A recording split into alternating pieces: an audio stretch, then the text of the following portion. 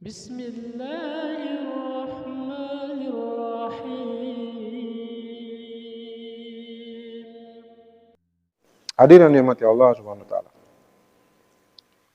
Kalau orang itu sudah dikasih nikmat ini, nikmat seperti mana yang diberikan oleh Allah kepada para nabi, siddiq, syuhada dan salihin. Coba lihat nabi-nabi, ada yang kaya, tetapi kenikmatan bukan pada kekayaannya. Nabi Sulaiman alaihissalam dikasih kekayaan. Bukan hanya kekayaan, jamaah yang dirahmati Allah. Bukan hanya kekayaan, tapi juga kekuasaan. Karena dia adalah raja. Jadi jalan yang lurus itu adalah kenabian yang Allah berikan kepada dia. Tetapi juga kekuasaan dan kekayaan. Bahkan kekuasaan itu bukan hanya untuk manusia. Nabi Sulaiman itu berkuasa atas manusia, jin sampai setan bahkan. Setan pun tunduk di bawah kekuasaan Nabi Sulaiman. Bahkan burung-burung, semut. Bahkan bukan hanya makhluk hidup itu. Bukan hanya manusia, jin, setan, burung, semut. Angin. Kekuatan-kekuatan alam ini. Angin pun tunduk. Jadi salah satu mukjizat Nabi Sulaiman itu kan mengendarai angin. Dan dia bisa memerintahkan angin. Dia bisa mengendarai angin. Jadi kemana-mana dia berada di udara sana. Dengan mahligai kekuasaan. Dibawa oleh angin. Nah, jadi luar biasa ini.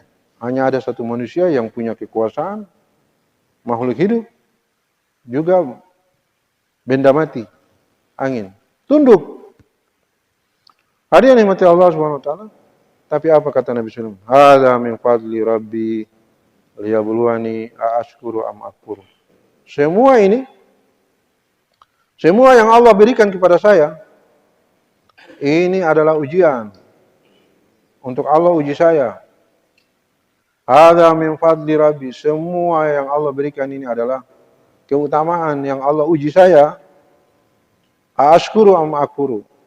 Apa aku bersyukur atau aku kufur kepada Allah?